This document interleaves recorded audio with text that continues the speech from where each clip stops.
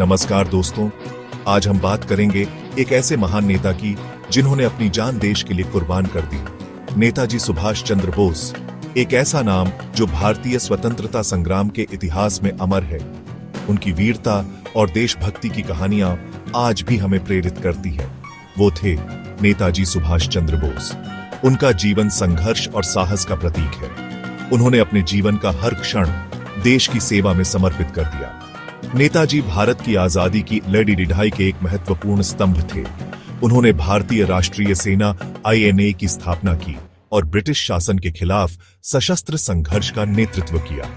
उनके नेतृत्व में INA ने भारतीय स्वतंत्रता संग्राम को एक नई दिशा दी। उनका जन्म 23 जनवरी 1897 को उड़ीसा के कटक में हुआ था। बचपन से ही उनमें देशभक्ति की भावना कूट-कूट कर भरी थी। उन्होंने अपनी शिक्षा कोलकाता के प्रेसिडेंसी कॉलेज और स्कॉटिश चर्च कॉलेज से पूरी की। नेताजी का नाम भारतीय इतिहास में सुनहरे अक्षरों में लिखा गया है। उनकी अदम्य साहस और नेतृत्व क्षमता ने उन्हें भारतीय स्वतंत्रता संग्राम के महानायकों में से एक बना दिया। उन्होंने अपने जीवन में कई बार जेल की सजा काटी, लेकिन उनके हौसले कभी पस्त नहीं हुए। उन्होंने अपनी वीरता, दृढ़ संकल्प और देशभक्ति से करोड़ों भारतीयों को प्रेरित किया। नेताजी का मानना था कि स्वतंत्रता केवल मांगने से नहीं मिलती, बल्कि उसे छीनना पड़ता है।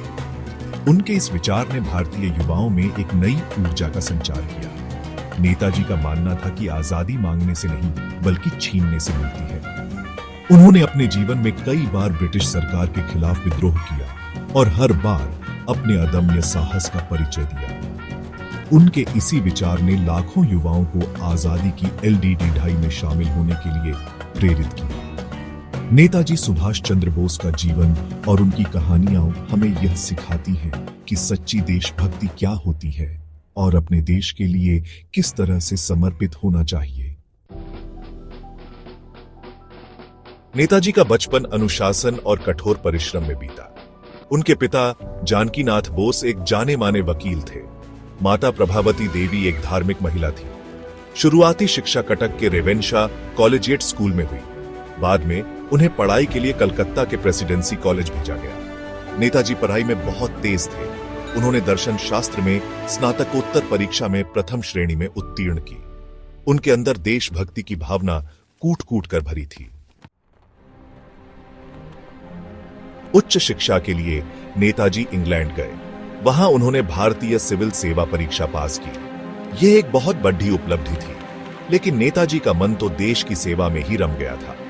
देश की गुलामी उन्हें बिल्कुल बर्दाश्त नहीं थी, इसलिए उन्होंने नौकरी छोड़कर भारत लौटने का फैसला किया।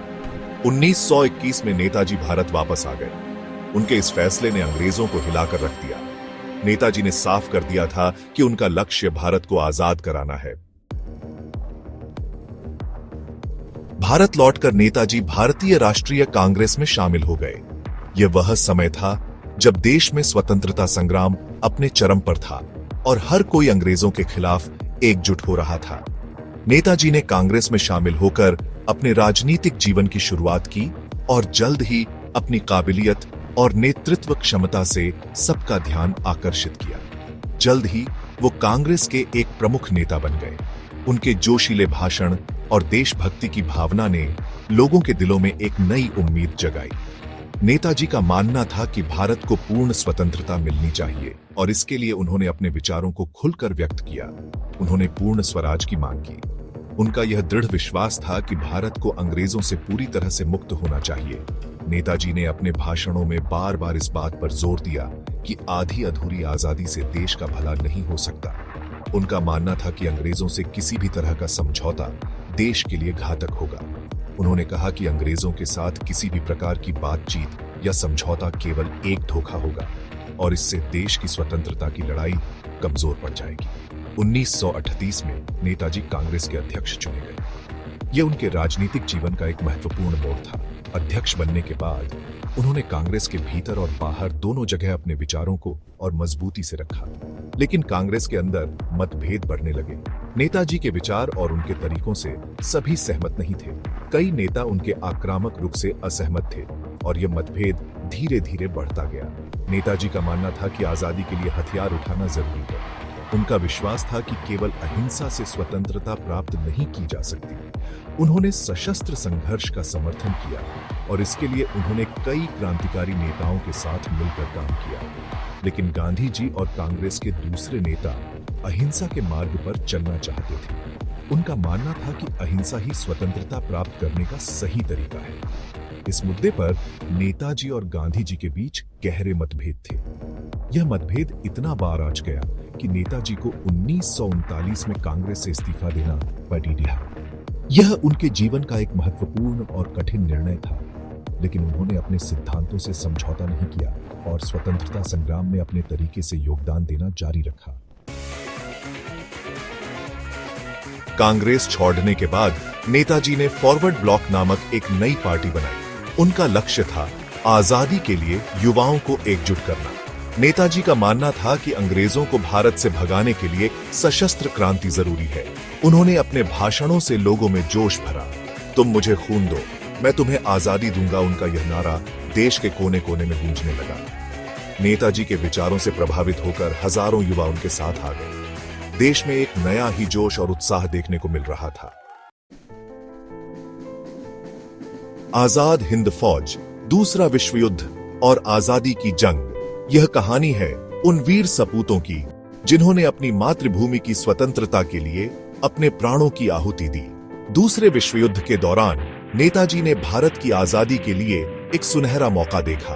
उन्होंने महसूस किया कि यह समय अंग्रेजों के खिलाफ एक निर्णायक संघर्ष का है। उन्होंने जर्मनी और जापान से मदद मांगी।